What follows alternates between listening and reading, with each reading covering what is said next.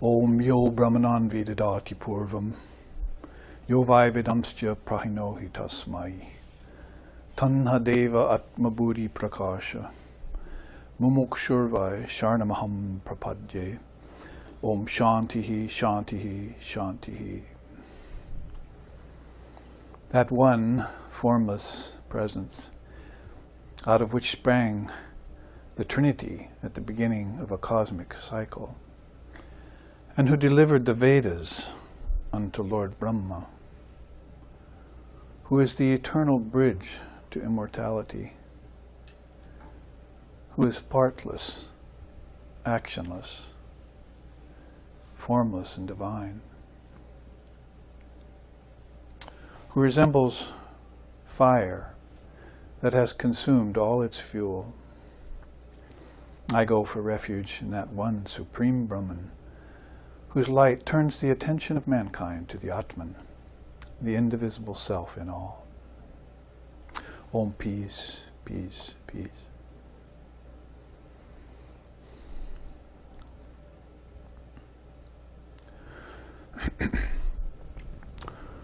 Om apyayantu mamangani vak pranischakshuhu shrotra matra balamindriyani cha sarvani sarvam brahma upanishadam mahabrahma nirakuryam mama brahma nirakarora nirakaranamastva nirakaranam meastu tadatmani nirate ya upanishatsu dharmaste mayi shantu te mayi shantu.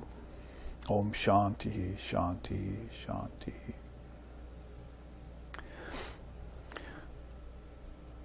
May our bodies experience perfect health.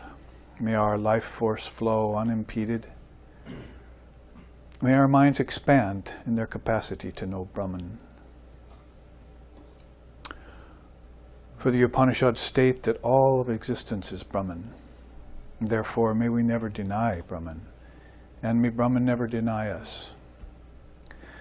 May there be no rejection of Brahman ever by us, we who are dedicated to the realization of the Atman within. And may all the divine qualities cited there in the Upanishads also reside within us. Om peace, peace, peace.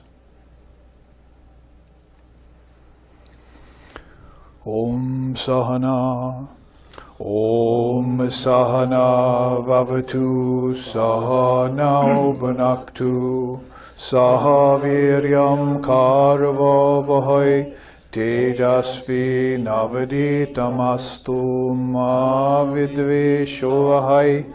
Om Shanti Shanti Shanti. May Brahman protect us, and may Brahman sustain us. May Brahman also illumine our thinking consciousness. May we not find fault with each other, with the world, with the teachings. And may what we study be a source of inspiration to us eternally. Om peace, peace, peace. May peace be unto us, and may peace be unto all. Om Hari Om.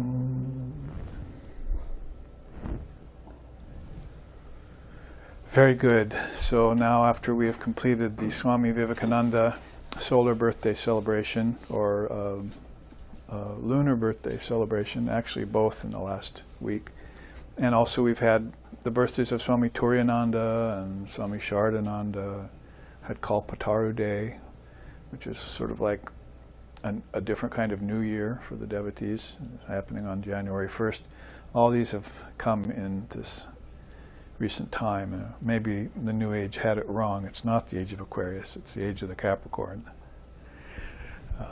So all those powerful souls born at this time to deliver us the message of the Dharma, which we started into yesterday, rekindled, as the Gospel just told us before. The live streaming audience joined us, and Sri Ramakrishna is saying that his consciousness gets rekindled every time he sees anything in the world that reminds him of divinity, and that's almost everything in his case, because he's made his eye single. He's gotten that 2% shift of consciousness brought everything into focus, because people are seeing things out of focus more and more nowadays, and therefore the bliss of peace, where rolls the stream of knowledge, truth, and the bliss that follows both, as Swamiji put it in his Song of the Sannyasin, verse 1, is missing for them. And so you need peace of mind first and foremost, the Holy Mother said. So you should hang on to that at least. If that's the tiger's tail for you, then that's your penultimate goal. Later on, you can reach that beatitude of Brahman. The beatitude of Brahman, Sri Krishna says, is there for that yogi whose desires have come to an end, and who's free of sankalpa, mental projection. And the Upanishad we're into right now, in the slokas we've been studying yesterday, talk about that. If you want a quick reminder in these very, very acidic-like verses, but something very peaceful and comforting about them at the same time when the true seeker reads them. Everything, be it pleasure or pain, is fashioned by prior deeds. Enjoyments and non-enjoyments, dread diseases. Possessions are great disasters. All contacts just promote separation. Sufferings are diseases of thoughts. So, probably not the most optimistic look at things if you're a householder, or if you're a person of the world and you don't know about the spirit. But these chants that I started out with today are sort of designed to bring us into focus in that way. As you say, may Brahman protect us, may Brahman sustain us, may Brahman illumine our thinking process. Isn't that basically the same as saying, may our bodies experience great health, may our life force flow unimpeded, protection, sustenance, and may our minds expand in their capacity to know Brahman. May Brahman illumine our minds. So there's always these triputis, these triple teachings on the mind of the seers, and they figure that's probably the easiest way to communicate to us, whether we be monks or householders, that is, monastics or lay disciples. But the real point there is to become a devotee of God. Let that ego get surrendered, as we were looking at in the charts yesterday. And if that happens, you'll reach the first state of yoga. You won't desire to come back to this earth anymore, and certainly not in the way that people are coming back to it. Because if you come back in enlightenment, you're not coming at all, you're not going at all. That's kind of the hidden secret there, is that you're always in one place. That's what we just chanted again. Brahman is pure, actionless, formless, and divine. Paft, P-A-F-D, it's a nice word. You want to remember it. That being the case, then no karma adheres to it because it's actionless, and no imperfections come to it because it's perfect by nature and pure, formless, so nothing can taint it. Sri used to say that smoke comes up against a window and causes a stain, but it blows through a screen, so you have to be kind of screen-like, see, let things pass and not hold on to them. So whether it's an extreme view of the monk where he'll do it both externally and internally to prove that to himself, and to be entirely free of any kinds of attachments and burn the canoe so he won't come back from the island of enlightenment, or whether it be the householder who has to proceed carefully, not getting caught in various snags, like a garment getting caught on some rough surface as you go by. Life is like that. So you have to be able to flow in that way. So may our life force flow unimpeded, means our prana, and because it's very irritating to have your energy abandon you. Even well into your older age, you should have access to your energy, and we see that people are losing their energy even as early as their late 20s and 30s because of basically sapping the vitality of the senses. So yesterday all of that was about the senses and their objects, and we looked at it in terms of samadhi, that is, in the Yajurveda and the Akshi Upanishad, in that section of Upanishads, in its company with 50 other Upanishads, where there's a total of 108. We looked at the seated samadhis really closely. We might take that class and make it a spotlight on YouTube, just so people can go back for that 40 or 45 minutes and just really see that, because I talked about the obsession with physical postures, and I've been a watchdog for that for several decades now. And hearing the message from Swamiji early on, he saw it even decades before that coming our way. And so this obsession with the body only is one of the things that keeps the life force from flowing. It hungers it down into the body, and the body, of course, is an insentient principle full of blood and phlegm and filth and various things. They'll describe it in very gross ways to you, to kind of maybe take your mind off it some and try and place it on something more refined, like your energy and then your thoughts. But of course, that's coming from the outside in, but that's the way most people think of things. The seers, of course, are the other way around. They're coming from the inside out, and then some of them don't come and go at all, as I was just saying.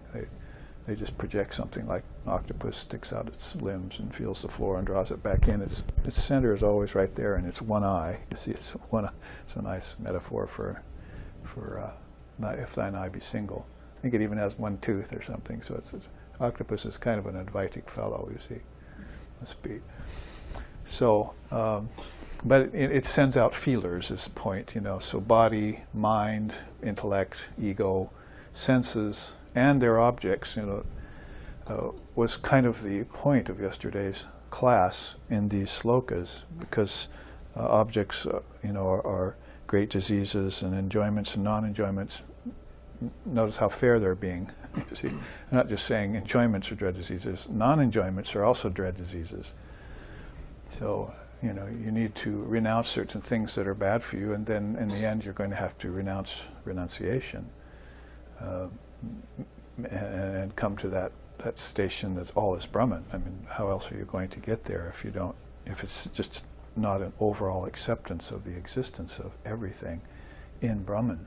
Yeah, it's just that you're seeing it as a world now, but it's not a world, it's Brahman.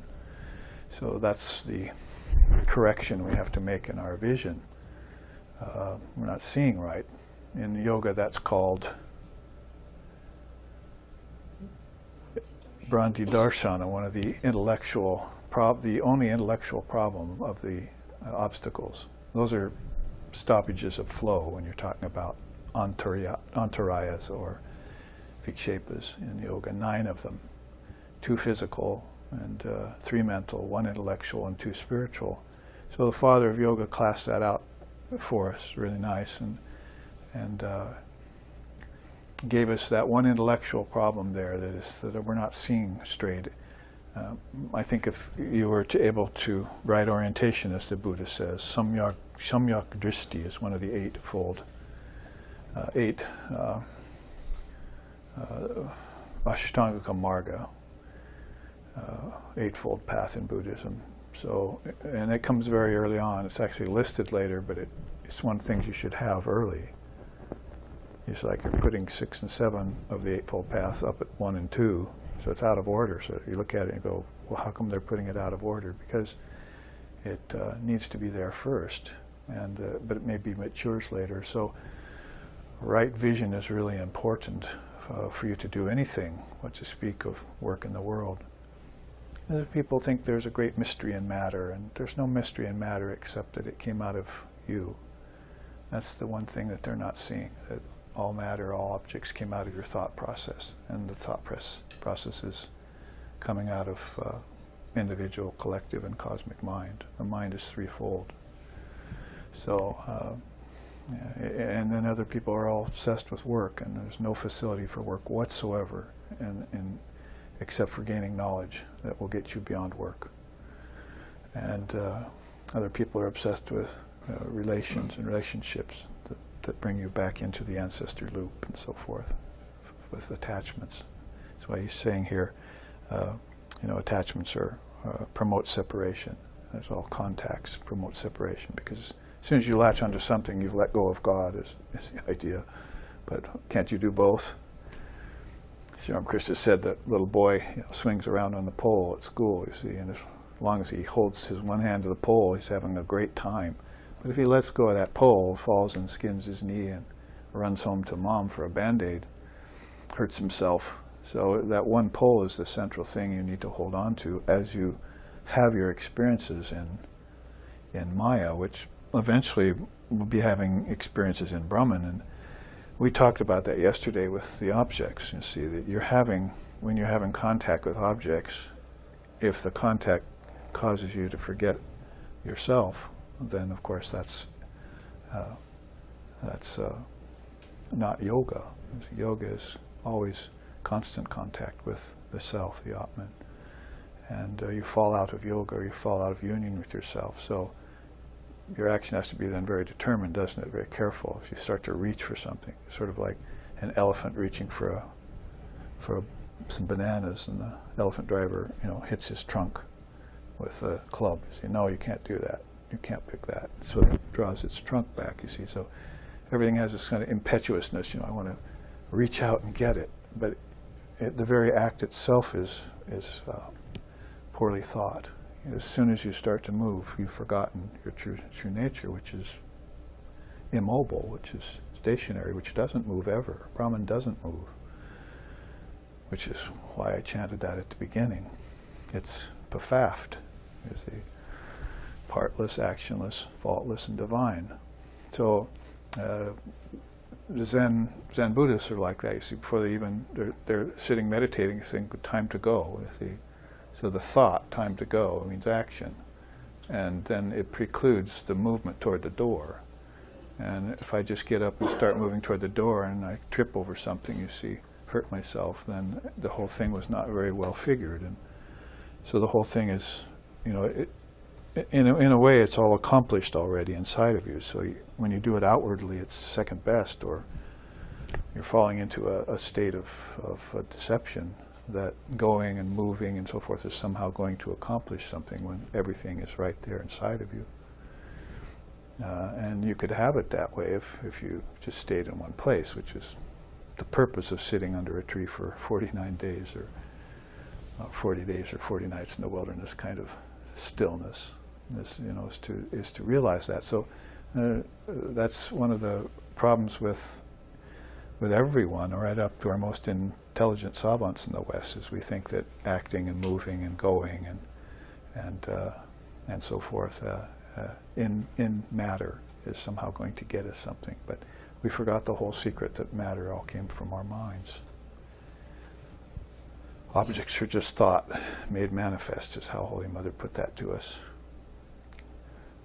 So it's just a vibration on a subtler level, and then you turned it into a gross vibration in waking, and now you're having it. You see, it's tactile, it's solid, it's liquid, it's gaseous.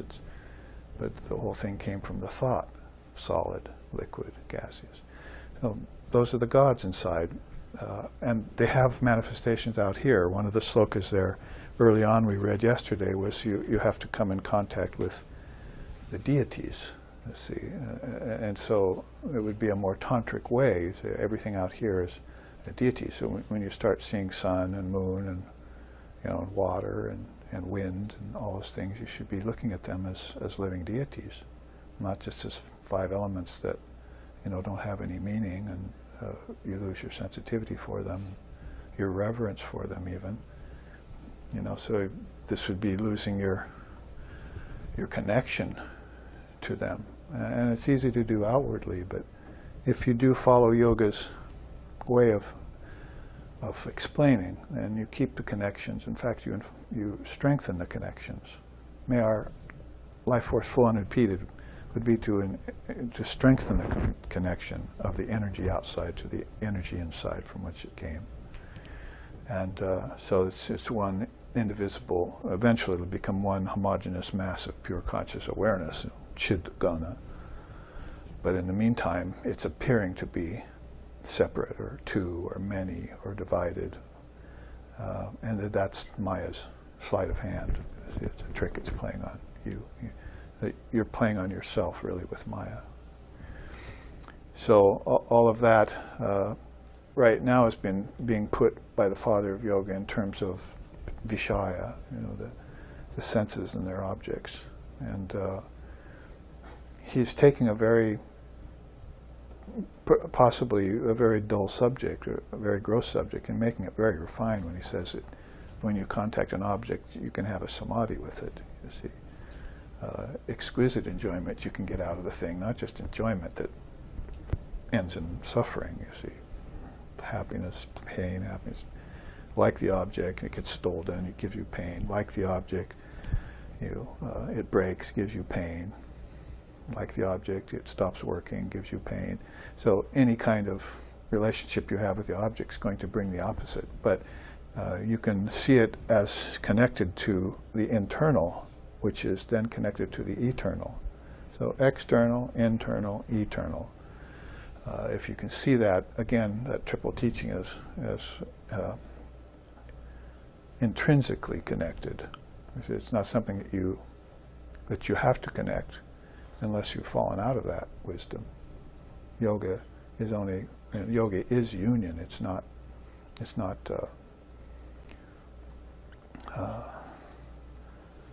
based on the fact that everything is separate in the beginning and you have to try and unify it. You see, it's already in union, which is what he says here next when he says all context just promotes separation. So why did you leave off your contact with the ultimate Brahman and grasp onto the mind's playthings? You see, Maya.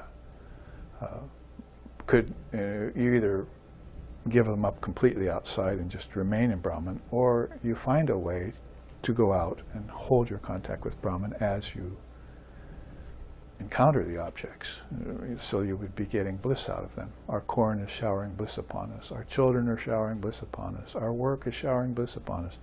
What happened to that age, when they said that?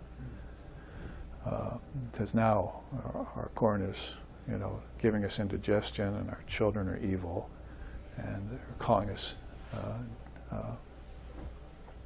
the devil.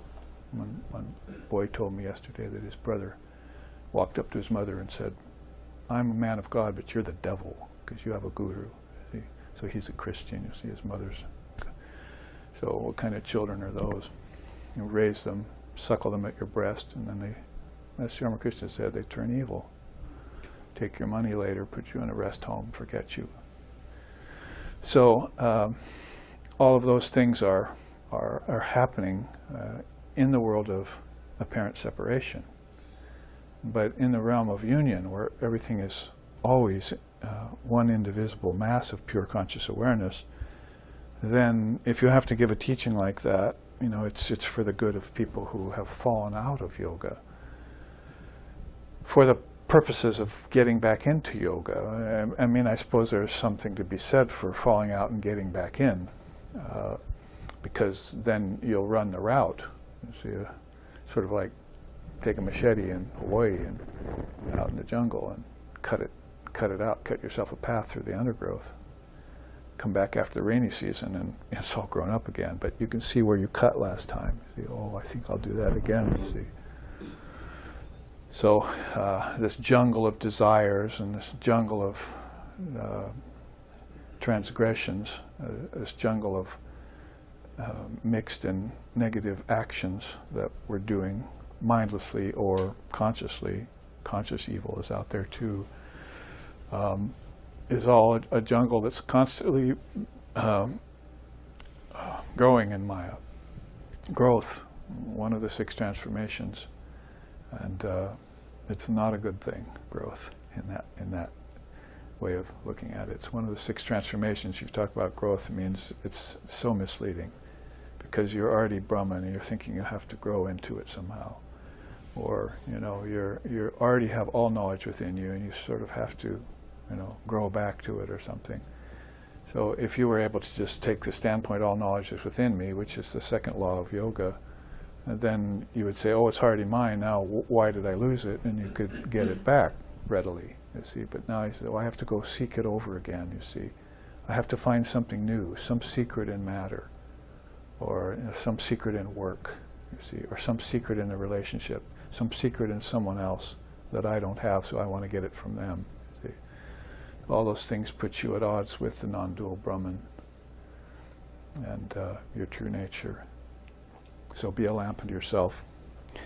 In the meantime, a savior might not be the ideal thing unless you absolutely need it, but an exemplar is good, we say. That's what I told the person in the prison 3 days ago when I was there. Do you accept God, Jesus Christ as your personal savior? He asked me, you see, at the class. And I said, no, we don't believe in saviors in India, we believe in exemplars. Besides, who is Jesus' savior? I asked him. He didn't know what to say. Well, who else would Jesus' savior be? Himself, the self. You know, so that's your only savior. It's your only guru. And if you've fallen out of contact with that self, and you want to get back in, maybe look at the reasons why. You're not seeing the self in objects. You're not seeing the self in relationships. You're not seeing the self in the very atom of Maya. You see, that it's underlying everything, the substratum. So all of this to warm us back up in case we've gotten a little cold philosophically overnight, because the deep sleep and dreaming state can tend to do that to you until you master them. Waking, dreaming, deep sleep, AUM of Om. Because you need to put all those three together. People ought to have said, if you leave the waking, dreaming, deep sleep disconnected, then you wander in many lifetimes through these worlds. You never know where you are. You never know if you're in heaven or earth or hell, where you came from, where you're going, what the meaning of everything is. Does it sound familiar? But if you connect waking, dreaming, and deep sleep into one consciousness and master it, then that's yoga. See, it's a natural state that you dreamed yourself away from.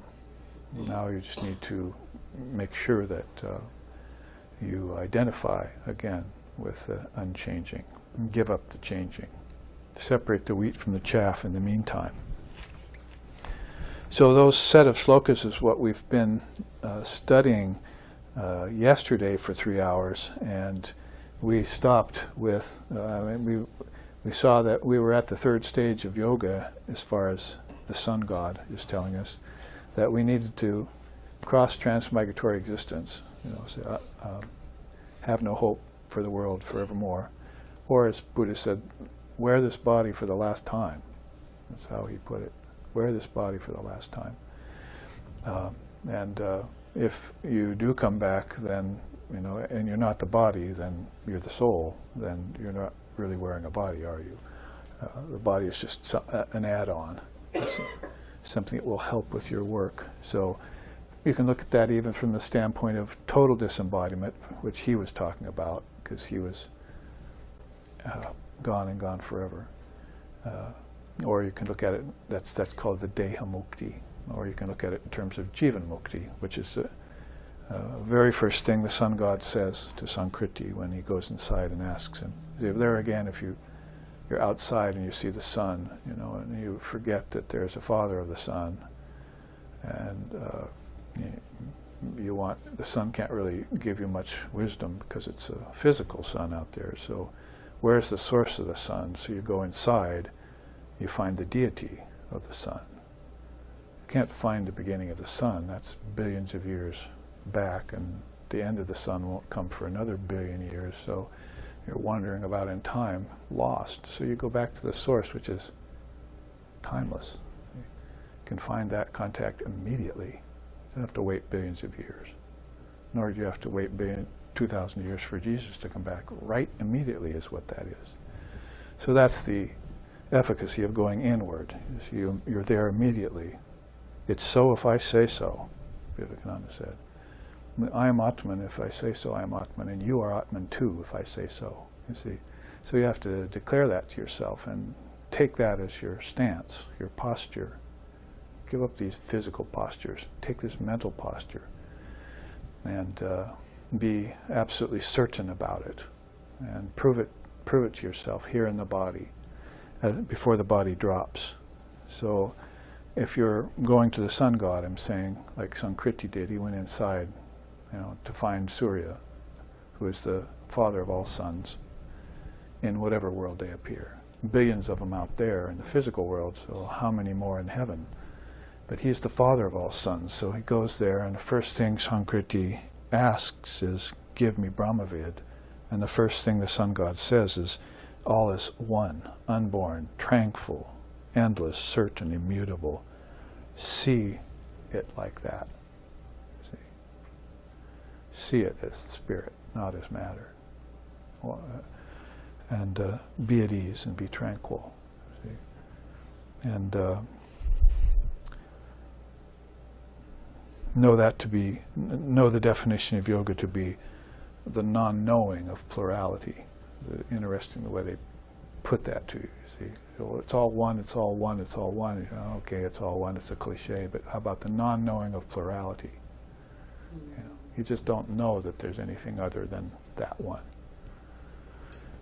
So it's a way they present it to you in a way that makes your mind think a little differently than the cliches you've heard out there that could be so easily accepted but not really, you can affirm them but you can't really confirm them with your own experience. But if your mind gets a new look, if the mind's eye, a 2% shift again, gets a new look at everything, then all of a sudden you'll have an insight, and that insight can add to a store of insights which will break the camel's back, as they say.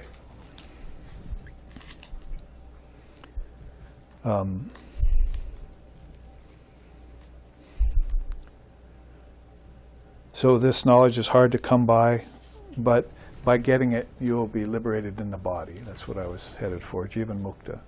You'll be liberated while in the body. And so that's a great attainment, see, to be able to come into the body and still remember your true nature. If you're one with Brahman, what's the body to you? But if you come into the body and can still remember your true nature, that's Jivan Mukta. And my teacher, Swami Sheshananda, used to say, where is your Jivan Mukta, you see, in the West? Where is he? Where is in America? Have you produced one yet? I want to see him, you see, or her. And so you just have produced a bunch of intellectuals, And intellectuals and geniuses are still under the thumb of Maya. They're still wanting objects, basically. They still believe in matter. They have no connection beyond the body-brain to the mind. And psychology isn't helping much because it's also just based upon pills and shots, and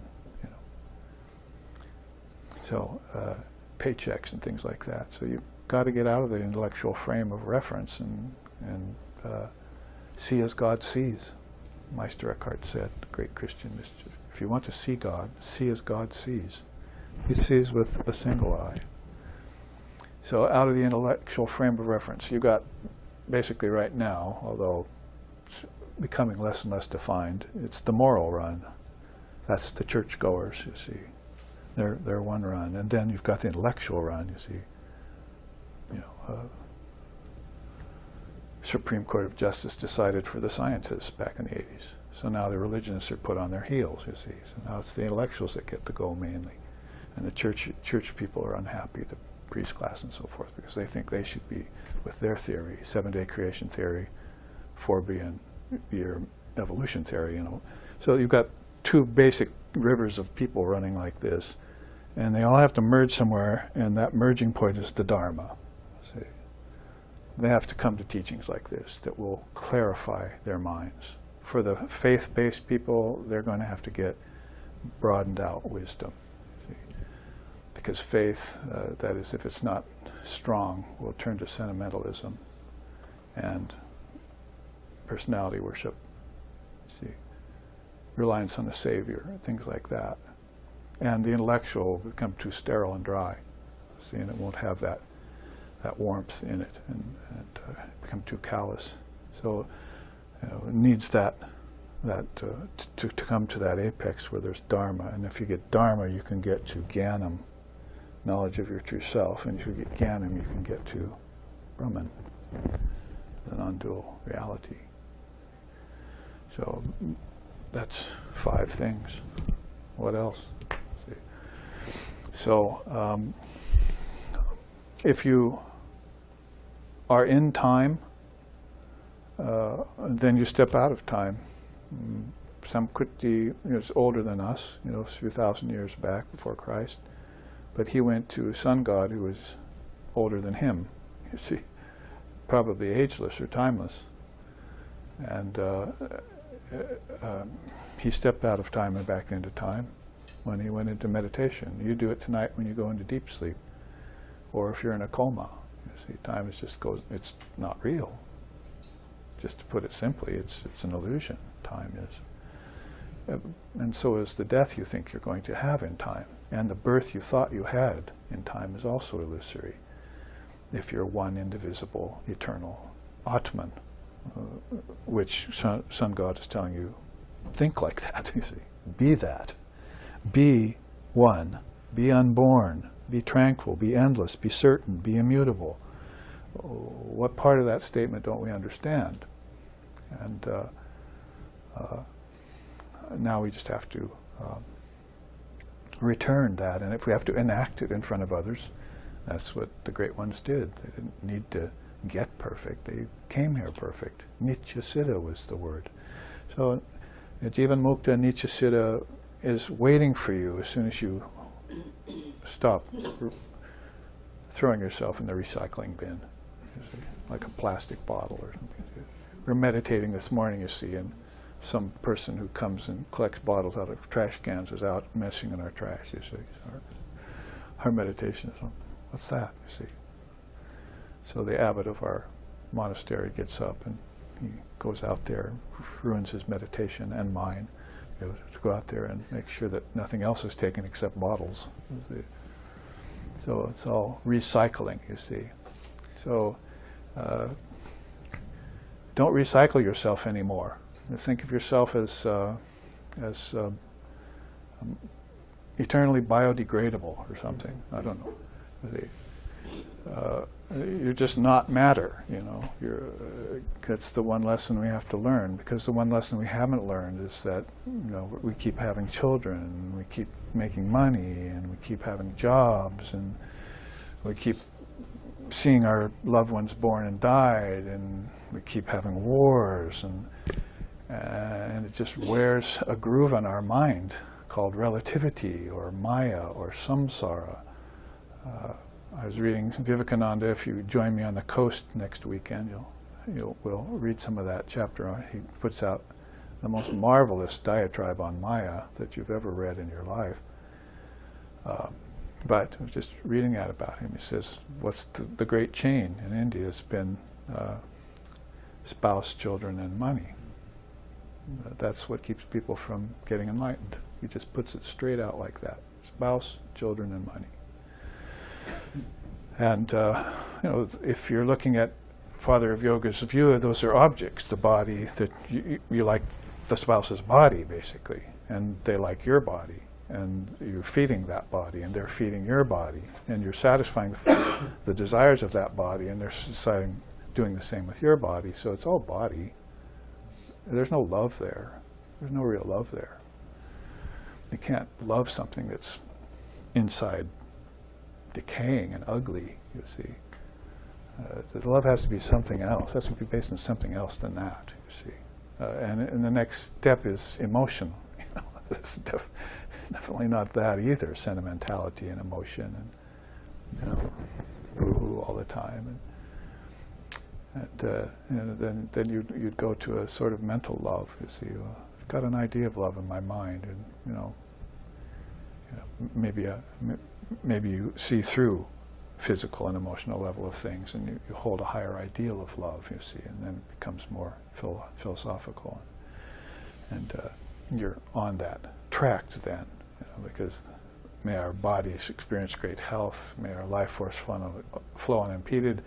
May our minds expand in their capacity to enjoy senses, to have objects, to get more wives, money, children. No, to know Brahman. Because if we know Brahman, we know that all of that is already within us, and we don't have to seek it anymore. Swamiji said, if I had been of the marrying kind, I would have found the perfect wife and lived a perfect life. See? But of course he wasn't. He was a sannyasin. So, but he believed in the ideal of the dharmic householder, because that's how monks are born here. Jesus had a father and mother, you see, and so did Buddha. Jesus's were poor and, farmers, and Buddha's was a king and a queen. So they come in all forms, and but they still leave their parents at a young age and give them the message later, you see. Get out of the picture. In the run of things today, Vivekananda said most people are caught and they'll never get out, they'll never get enlightened. So the few who do want freedom, they'll have to separate themselves from the masses.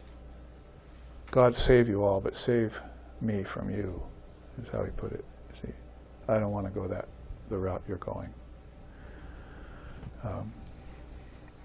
Into suffering. The first noble truth. You couldn't even get by the first one, and how are you going to know 2, 3, and 4? You see, you think the world is your oyster, in other words. So, if you get over the transmigratory thing, which right now is I'm kicking a dead horse about, trying to convince. You see, like my teacher would sit there and say, he'd come out, he'd be in a high state of mind, and he'd come out for his lecture. He'd look at it, he said, "Oh, I'm speaking to the American people." He's like trying to remind himself. He said that almost at the beginning of half his lectures. It's like his mind was somewhere else.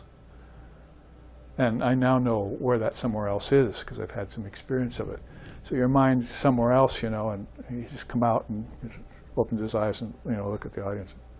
Oh, I'm speaking to the American people. It's like he's trying to remind himself, what level to come to so they could try and kick a dead horse, basically. You see if any life was left in it. And in the front row, old men were, I was there, I saw. But in the middle row, there was Lex Hickson and I were like wide open, ears open, eyes open, minds open, hanging on every word of his. What's he going to say next? And how does that impact me? See? And then we took it out. I remember standing out in front of the ashram right up here, blocks away, crying, looking up at his window, waiting for a bus to come take me. Because I had been born in that city called Portland, just outside of it, and I'd been raised there through the horrible years of grade school and high school. Horrible, where I was unhappy. And then went away to Hawaii, and then met Lex Hickson. He told me, go back to Portland. You missed something. Who's that? Well, you like Sri Ramakrishna, right? Yes, I already found him. Well, he has a lineage, See? And so go back there. There's a Swami there who's actually the last living devotee. One of 2 last living devotees of Holy Mother is in Portland. I was like, So I went back and met Swami Sheshananda, and we got initiated. My wife and I got initiated by him on Holy Mother's birthday. We were so sure that he was our guru when we first saw him that we asked right away and made us wait a year.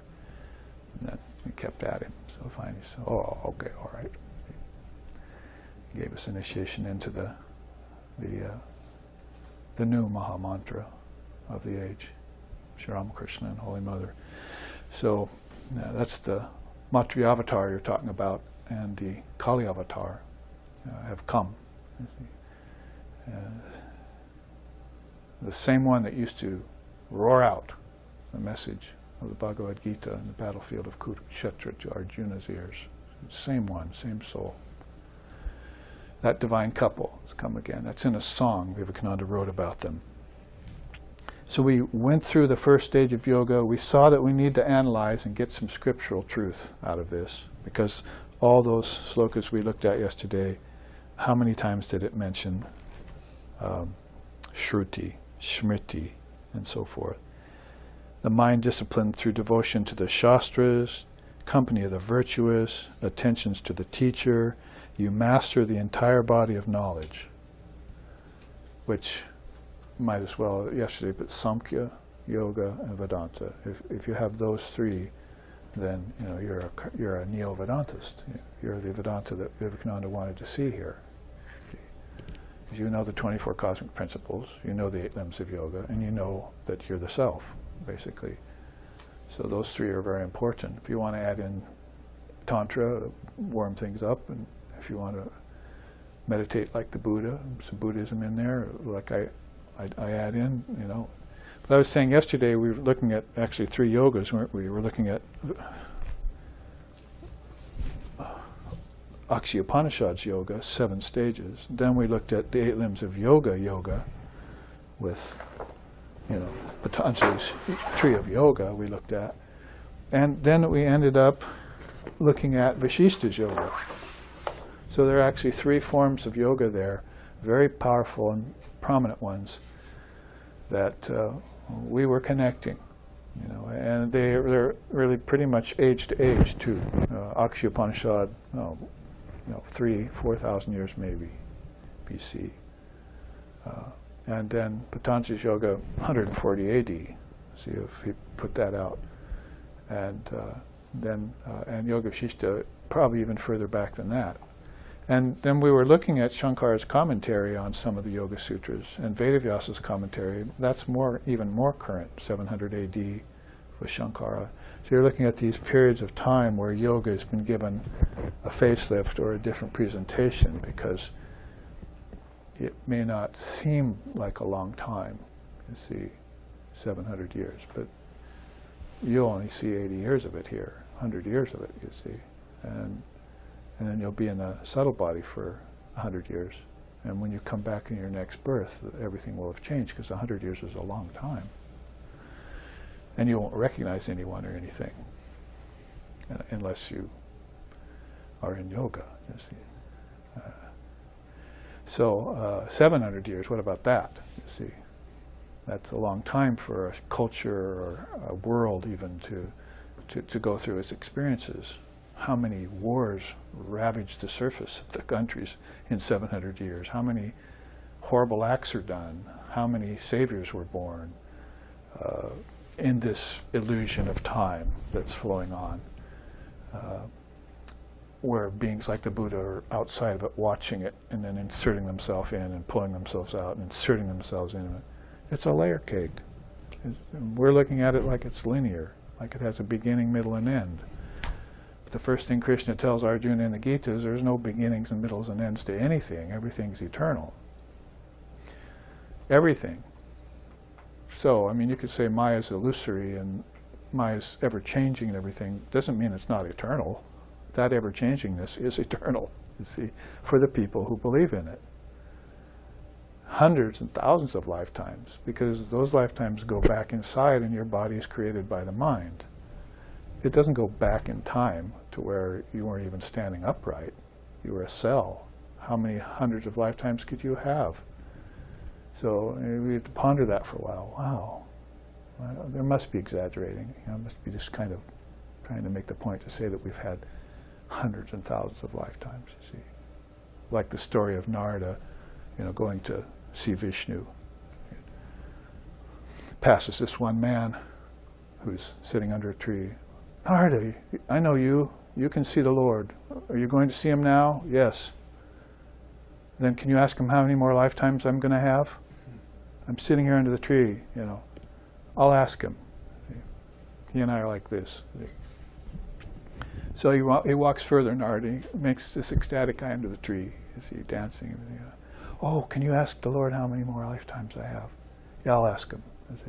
So he's coming back from seeing Mahavishnu, and he comes to the man who's sitting under the tree waiting. Oh, did you ask him? You see, how many lifetimes? He got 3 or 4. Oh, God.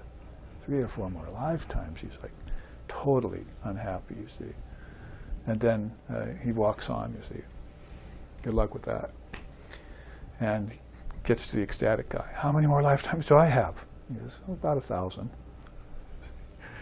Only 1,000? He's dancing around under the tree, you see. 1,000 years to dance and worship the Lord, you see. So totally different look at things, and sort of, my point about that is that if you know that the mind produces bodies, then the whole thing changes. You know, your parents didn't produce them, they just provided you the physical stuff. And nature was part of the physical stuff, you see. 5 elements. Everything's composed of 5 elements. And the filth of the parents produced the children. See? That's out of the scriptures. The filth of the parents produced the children. I like that kind of little turn on it, you see. That's what you love. See?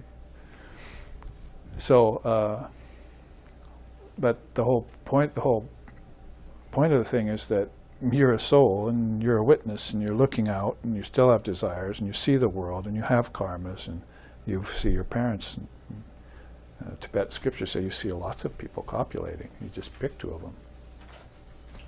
Which ones are you attracted to? You pick your sex by which one you're averse to in the act and which one you like. So they're very specific about this. Look at, you know, the transmigrating soul. You know, we're talking about something that's transmigrating still. See? It hasn't crossed that idea that it's being born in nature, that it is nature. So if that weren't the case, then you wouldn't be looking at it that way. In fact, you'd be looking for dharmic parents, and you know, and there are certain ones available. That's why we haven't produced a Jivan Mukta, because you're born here in America. Good luck with that. You see, lucky if you get even moral parents now. But in India, you know, they produce so many sages and seers and rishis and yogis and avaduts and avatars, and you know. So, and Tibet, since 700 AD, is producing too now. It's been working on that nut, see. So, it's just a look from inside out, you see, not from outside only. And so then you would cross the transmigratory process, and you would study the Shastras, you see. Fix your mind on the Shastras. Get devotion to the Shastras. Go to the hermitages where the recitation of spiritual texts are being recited. Sit in a forest, divert yourself, put your mind on the scriptures. He spends his time in the delights of detachment, repeatedly studying the positive Shastras. That's 4 of them. And then you'll experience the 3rd stage.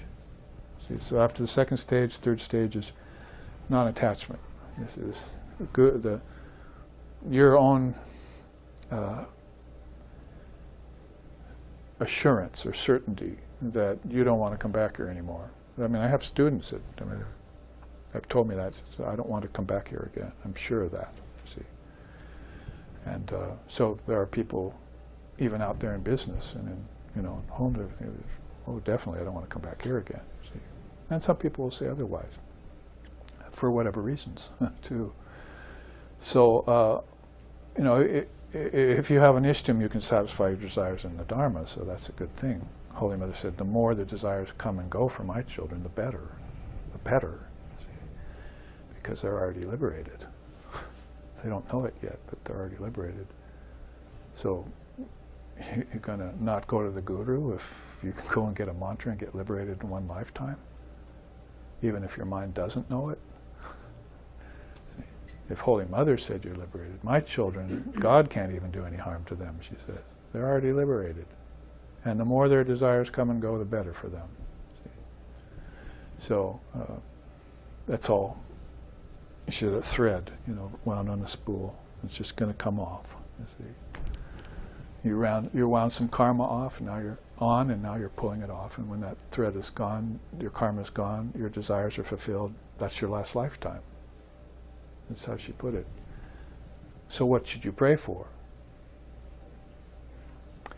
Nirvasana, she said.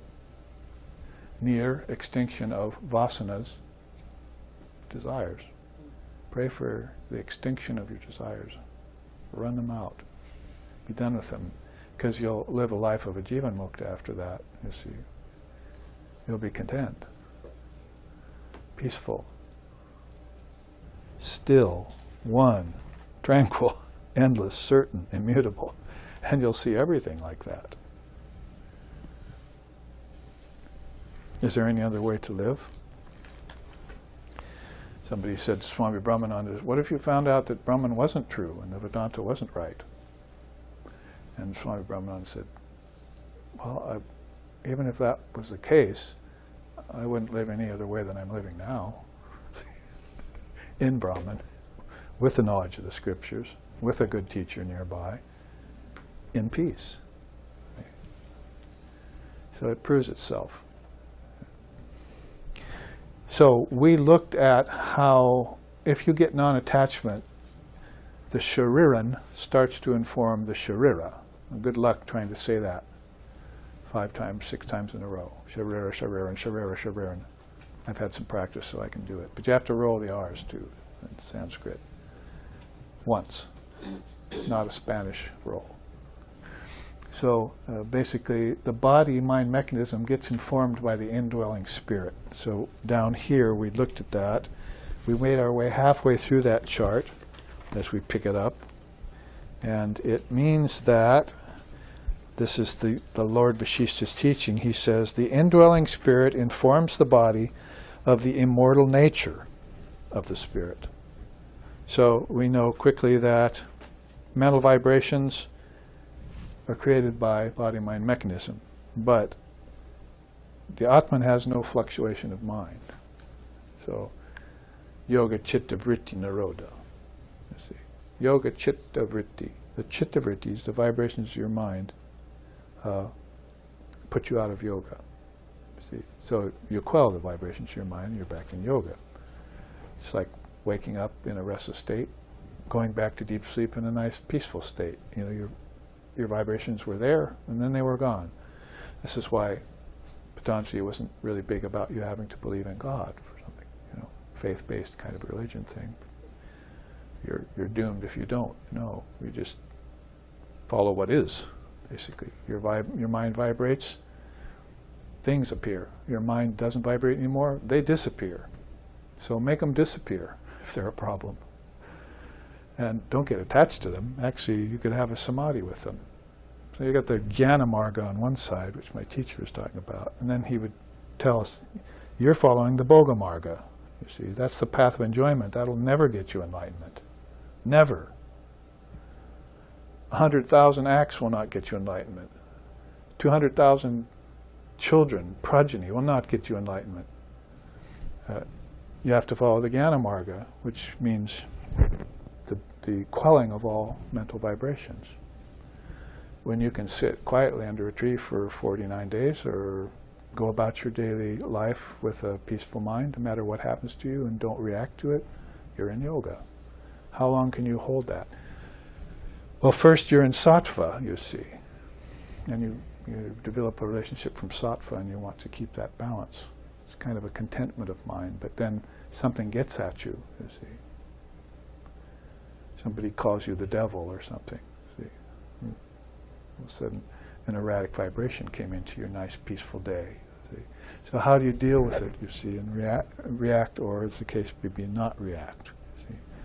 Non-reactivity, asamvedana, is the favorite tact of Lord Vasishta. Asamvedana, you just don't react or respond to anything. And Father of Yoga picked up on that some thousands of years later. So we went through all these, but we got down to the last 4. Let's pick it up. The body-mind mechanism shuns loving God and seeks personal lordship. It's selfish. And the Shariran says to it, worship Ishvara and become the friend of the jivas. Become friend of all beings. When, O Lord, when will man become friend to man, as Vivekananda says? And quit warring and quit dominating and quit coveting and things like that, and causing karmas and suffering. would like to see that happen. So the Shariran, that is your witness consciousness, is inside of you, informing the body-mind mechanism of that bit of wisdom. When it leans towards selfishness and personal lordship, your higher voice, if you want to call it that, or the mother's voice, is telling you, be a friend to all beings and worship the Lord. See? That's the best tack to take. Then it comes back at you, and it clings to limits, fosters habits, and decides it's going to remain short-sighted. You see, there's no long view in it, see? And it's frenetic and restless. And when it's not, it's depressed. So it's going back and forth between these two modes of tamas and rajas, tamas and rajas. Occasionally gets a little balance for a while and falls back into tamas and rajas. Those beings who are depressed, they're born in depressed wombs. Those beings who are restless, they're born in the wombs of the beings who are always working and never getting fulfilled. The rooms of the rajasic. And those beings who are balanced in life, they're born with balanced parents. So like does attract like, for the most part. And so you set up your next lifetime by the level of guna that you're able to master, or mode of mind you're able to maintain. And if you just maintain it once in a while and fall off, then that's the kind of life you have next lifetime. Just like this lifetime. You're happy sometimes, you're not happy other times. You feel fulfilled sometimes, you feel let down other times.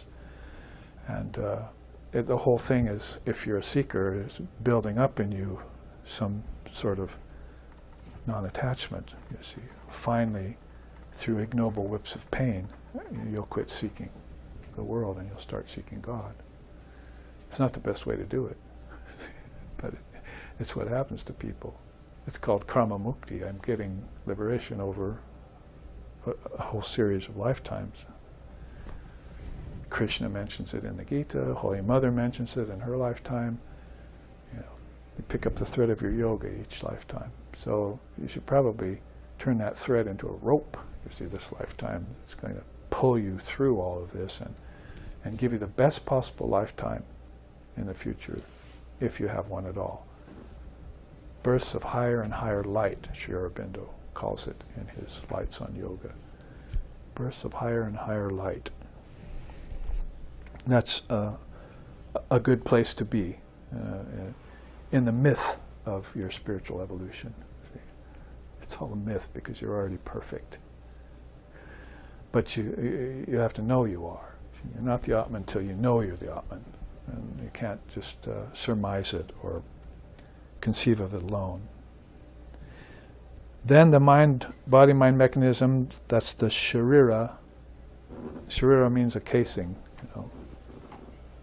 So you know, you have a gross casing, you have a subtle casing, and you have a causal casing, 3 bodies again.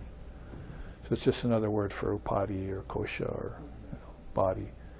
So your sharira here, as they use that in Vasishta's age, that word, is avoiding self-effort and thriving on excesses. So it's going out for objects, not knowing that they're expressions of Brahman.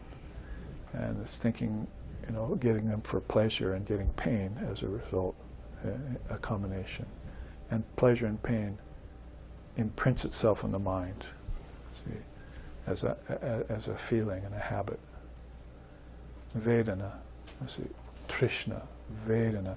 So called the 9 nidanas of Buddhism, a chain that binds you into 3 lifetime series. We've studied it before on our charts.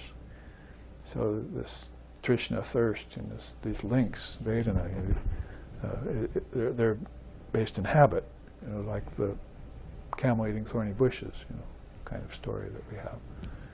He comes back and eats more, so he's born as a camel again. So the same with humans, they create this habit of pleasure and pain. It's like a taste of thorny bushes to a camel. You know, they like that. So there's actually something people come back to suffer it. They like the suffering. And other people come back to avoid suffering and enjoy. and that's not going to work either. But bliss is something completely different. See, bliss is something completely different. That's unalloyed and uninterrupted. So that's where, in the third stage of yoga, a sansarga, calling it in that chart, the sun god is telling Samkriti, in that third stage of yoga, you're really maturing.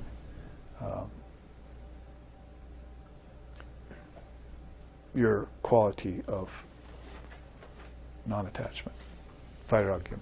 You're really maturing that. Because the first stage is an ambrosial sprout, because it's the cleansed birthplace of the other stages.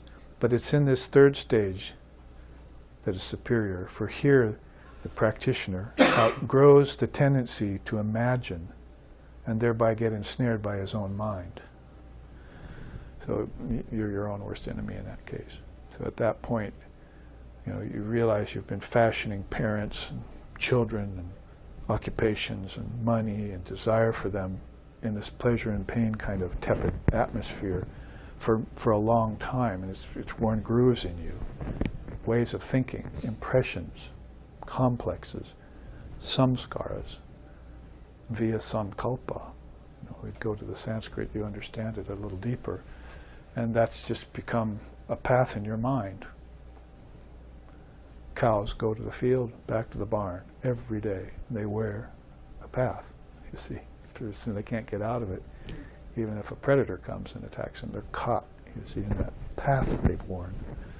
So people are wearing these mental paths, and if they don't know, if there's this disconnect between body and brain, and mind is, the kingdom of heaven is forgotten, or not accessed, your subtle body or your subtle sharira is not accessed, you're only in the gross sharira, then you're continually impacting yourself with these experiences that contribute to the dualities, the deluding pairs of opposites. Krishna tells Arjuna, why is he in the war, in that kind of predicament? Because of the deluding pairs of opposites. War and peace being one of them. Attachment and non-attachment being another. See?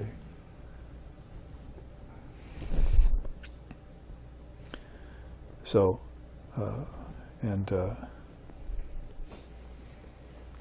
enjoyments and non-enjoyments being another. Non-enjoyments and enjoyments are dread diseases. Possessions are great disasters. And the context all promotes separation from God. So, give those all up in that third stage and get supreme non-attachment. It'll eventually lead to para-vairagya. But right now you've got 12 stages of detachment there that they talk about. Mild, middling, and supreme. So you get detachment, from things by degrees, and you feel better and better as you do. You feel freer and freer as you do, and the mind loses those grooves. It's like filling it in. It's like the farmer came out and saw the cows had gone back and forth, and they were caught in this groove. So he just got a tractor and plowed it all over. Now they can walk on. It's like getting a new lease on spiritual life. See? My Guru took care of the samskaras, you see, with the teachings he gave me. So, Sharira will then have to say, master austerity and strive for renunciation. And the mind comes back and settles into worldliness and convention. See, that's an easy life. You see, I'm all right, you're all right, and I've got my food, my refrigerator, and my house, and devil take the hindmost. But basically, the Shariran says, no, you have to establish yourself in yoga and get jnanam. That's what I was saying, from morality intellectually to dharma to jnanam to truth of Brahman, and then you're safe, you see. And you've walked the path successfully to the end. You haven't left some stone unturned or some karma that's going to call you back in another lifetime, coming out of nowhere.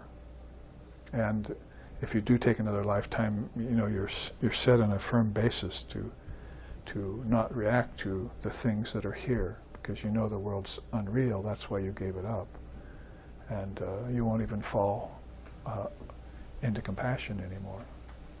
you'll forget compassion. You can't have compassion for something that doesn't exist, something that isn't real.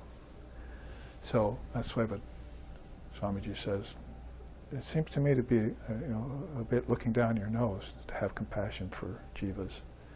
We should have love for them. Love for their Atman. They're pure and perfect already. They'll wake up at the predetermined time. And everything that they experienced before that was all a dream. It wasn't real. So why should we get down on our hands and knees and have this kind of pity or compassion around them? You see, we should just work to serve God in them, not work to serve the personality, because that's this whole side of the chart. You're kicking a dead horse, see, in a big way that way. But if you're on the side of the Shariran, who's informing that, that is compassion. Krishna, Gaudapada, they all say the greatest compassion is teaching them the knowledge of the Dharma. It's like that saying of Lao Tzu, that when he said in the Taoism, he said, you can give a man a fish and, cure his hunger, but you can teach him how to fish and, cure his hunger for his whole lifetime. So you teach them the Dharma and they can save themselves at any time, whenever they want. And they'll recognize the Adharma immediately. Dharma, Adharma, and Swadharma is beyond that.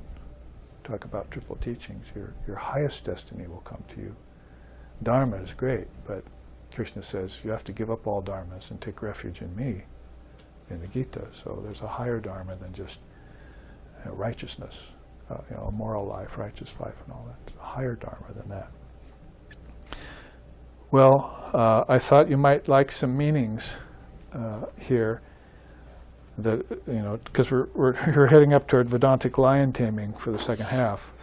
You see, the kitty there is looking in the mirror and seeing a lion, so that's you. You see, you're acting like a kitten right now in some ways, but you're actually a lion. So we'll get to that in a minute. But this will kind of set you up for the terminology in Sanskrit. That if we do have words for them in English, they're not adequate to explain, and there's no philosophy behind them to deepen them. I mean, like say freedom, it could be anything. Political freedom is what people are into, Good luck with that. But, true freedom, moksha, that means a freedom that never had bondage to it. See? So you have to have the Sanskrit moksha for that. It's not brought about by you purifying yourself. It's not brought about in time. It's not a result of evolution. They'll tell you all this, and it'll be infused in the word moksha.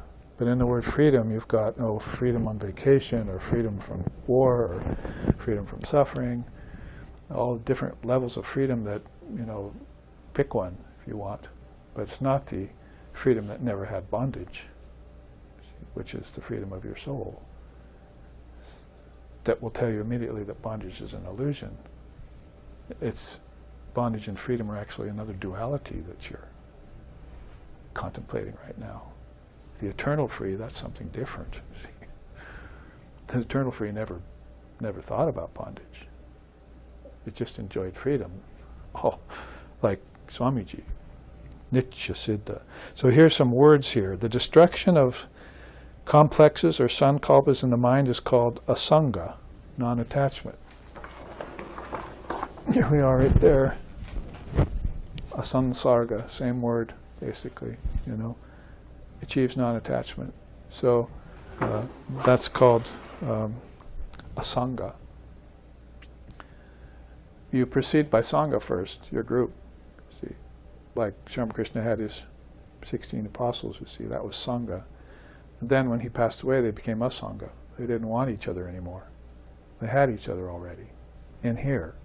So they wandered. They left each other.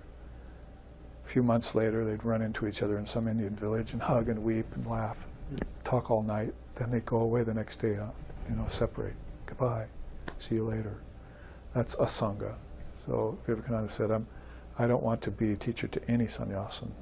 I just always want to be a free soul. And you will run into them, at the right time. inside of the Swadharma again. Comprehension of the jiva's complete identity with Brahman is called Atmagyan. If you absolutely know that this apparently individualized self is the Supreme Self, that's called Atma-Gyan. Knowledge of your birthless, deathless nature is called Ajativada. You're walking the path of the unborn. I was never born, I never die. The renunciation of the fruits of action, called sannyas. Knowledge springing from proper discrimination that results in the identity of the universe with the I, and the I with Brahman is called Brahma Arpana. Brahmarpana. So, you know without a doubt that these two are one, and the proper discrimination that brings that about is Brahmarpana. Giving up duality and knowing that there is but one reality is called Ishvararpana. So there's one God. The practice of spiritual disciplines ending in renunciation, I mentioned it just a few minutes ago, para vairagya. It's the supreme detachment. The attainment of spiritual emancipation, moksha. I just mentioned that. And the effort to attain the non-dual state is called jnana and yoga. So this is where we'll have to say that the bhakti path brings about beautiful bhakti experiences and modes, but the idea of liberation beyond salvation is the property of Atmagyan and yoga. So that knowledge of the indivisible nature of the self, as is explained by some of these words, along with your practice of yoga, knowing that, of course, the self is always free. So that's some of the teachings around how the shariran informs the sharira. And this is being told to Arjuna by Paramashiva. We have Arjuna being told by Krishna in the Gita, but here's another story of Arjuna when he had darshan with Paramashiva, and he asked him, how do I get this deeper information? Where's myself? Where's my soul? How do I get this higher voice in me? That kind of thing. Oh, you're talking about the shariran. So you've got the sharira here, 3 of them actually, but there's something that informs it. So if you keep your mind towards that, it will tell you everything you need to know. There's a story of Vivekananda had his great moment at the Parliament of Religions. It's the big talk of the town in the whole United States and in England. Then he went on this lecture tour, so he was like, they put him on this lecture tour, and he was like speaking everything, and he ends of months of that, days and days after training and riding around and giving these lectures to halls of, 200, 300, 500 people. And then one night he's laying in bed in this old flop hotel probably somewhere, and he's thinking, I don't know what else to speak, I've said everything. And all of a sudden this voice went off in his head, and all night he was hearing this information of what he could talk about in his next lectures. And so he laid it away listening to that voice all night. It was like the shariran and informing the sharira. And the next morning he walked out, and the gentleman next to him who had met him in the next room said, "Who's that person talking to you all night?" You see? So that man heard the voice too, coming out of Swamiji's voice. Who was that you were talking to all night?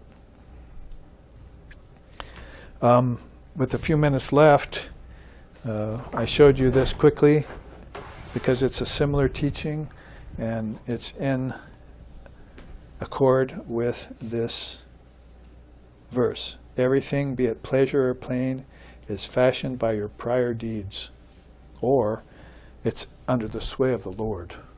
I do nothing in regard to it. So if you're paying karma, that's your own past deeds, and you should neutralize them. Like running out your desires, I just said.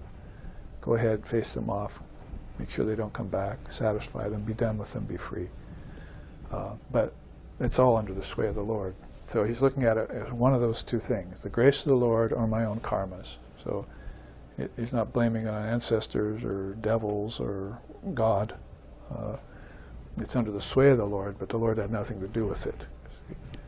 So you don't drag Brahman down into your comfort zones or your pleasure zones or your pain zones either.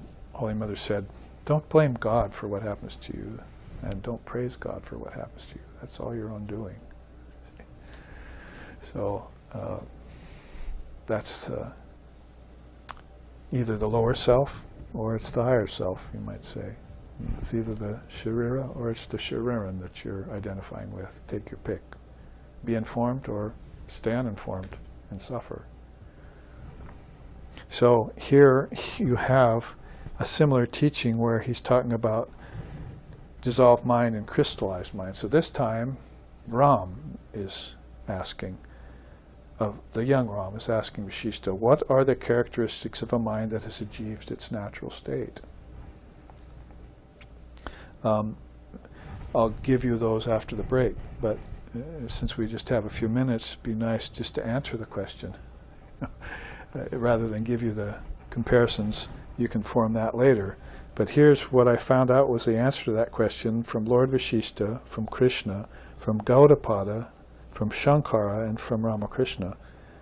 So if Ram asks at an early age, what are the characteristics of a mind that has achieved its natural state? And my favorite is Vashishta's. One needs a mind that is dissolved, but which simultaneously retains its spiritual element. That's really beautiful, because people are thinking of a dissolved mind as it's blank, or it's void, or it's some transcendent somewhere. It's not of any use to anyone anymore. It's gone nil, or something. But no, the spiritual element is still there. And I think that's the way to define Buddhist emptiness, shunyata, in the most enlightened way, is that what is it empty of? Everything that caused it problems. But it kept Buddha nature, you see. What we would call self, they don't like that word, so we'll just call it, Atman. And we'll call the non-self Ahamkara. And they'll call the non-self Anatman, and they'll call the real self Tathagatagarbha, or Buddha nature. So anyway, that element that's retained after the mind dissolves, gets informed, and dissolves everything away that was in its way to its own freedom. You're tripping over your own feet, kind of thing, and only you can remove the tripping stones to walk the path smoothly. So that's my favorite return to that answer, and that's what Vashishta told the young Ram. He said, you need a mind that is dissolved. So dissolve everything away. 5 elements, the 5 senses, the objects, the senses that are attached to, the same in dream tonight, sankalpa, desires, samskaras, everything that they've pointed out to you that are tripping you up, dissolve that away with your meditation, and then keep what's left. So that's true emptiness, with a capital E, is really fullness. It's the only thing that's real that's left. It's just that it doesn't have a name, a form. It's not in time. It's not in space, and it doesn't suffer karma. It's not in Maya, 5-fold Maya. And then you're free, you're content, you're peaceful, you're blissful, you know the truth. And you know it at all time, beyond time. See, it's pretty much just a reading on enlightenment. What is enlightenment? It's remembering God at all times, that God is in everything. But it's not a thing. The next answer from Krishna is, that one fixed in unswerving equanimity of mind frees oneself in this life from virtue and vice alike. And that's a common line in songs in India.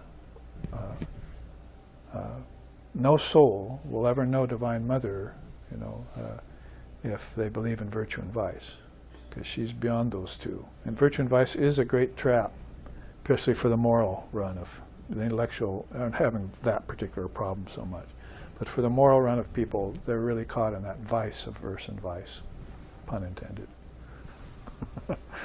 So they have to get over that duality. Righteous, unrighteous, better than thou, worse than thou, saint, sinner. That can't be, that can form a samskara in the mind So you're born as a priest again and again, or you're born as a holier than thou, a fire-darting reformer. Vivekananda said he came over here to the West and saw them in Christianity, fire-darting reformers, and they were trying to change India, convert India, to Christians, when they should have left them as Hindus and just given them Jesus' right teaching. That's all.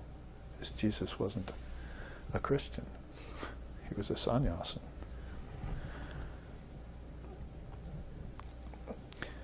Gaudapada says, having known this Atman, one should fix the mind and memory on non-duality.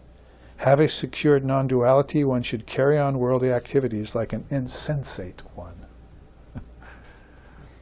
So you're just automaton going about your duties, you see, but I am the Atman, I am the Atman.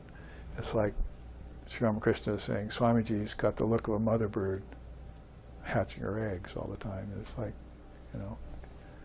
hair tousled, clothes unkempt, seeing God, and the world is just not there. See? Like a mother bird hatching her eggs. So sort of like that. And he's doing his work meticulously. It's not like some, like young Naren told Sri Ramakrishna one time, he said, what do you want? And Naren said, I just want to remain in nirvikalpa samadhi all the time, coming out every once in a while to eat a little food. And Sri Ramakrishna said, boy, that's really that's a horrible, way to think. See, that's an inferior mode. I thought more of you than that. So Swamiji, little young Naren, was having to think about that, you see. So it's not like you become just, again, all unconscious and transcendent and walk on water and float away and, levitate and things like that. And that's spirituality, you see, the kind of sensuality or super sensuality that's going on out there. But that, your mind is on God, and that makes you a much more effective meditator, more effective worker, a knower of the scriptures, and an adept practitioner, an example for others. The combination of the four yogas. Shankara says, the total insensitivity of the mind to external objects on account of bliss is nirvikalpa. So good that we move back to that idea about objects, the total insensitivity of the mind towards objects. You just move amongst them. You don't possess them, you don't own them, you don't say they're mine, you don't commit agency around them. You're that detached. So one should spend time in the practice of these forms of meditation. If you haven't got it yet, then you should practice that. Practice disidentification of things. So Holy Mother, at the same time, she said, my children are free, the desires that come and go, better for them. But won't you practice just a little detachment? Won't you practice just a little renunciation? Because she knows that would be a kind of doorway into a new level of consciousness. You could stay in that kind of dharmic doorway, in other words, but a new level of consciousness might dawn on you just because of some renunciation that you practiced. You just exercised a new muscle, and it gave you this new look. Finally, and we have to end the half here, for the aspirant after truth, says Sri Ramakrishna, the mind must become like a towel dipped in a lake until it is completely saturated and fully malleable. So your mind has to be that drenched in Brahman, as it were. And then what else could get in, you see, but the truth. And it would keep out all other things from entering in. So here, let's take our break and come back in 15 minutes for our final half of this particular visit on Sunday.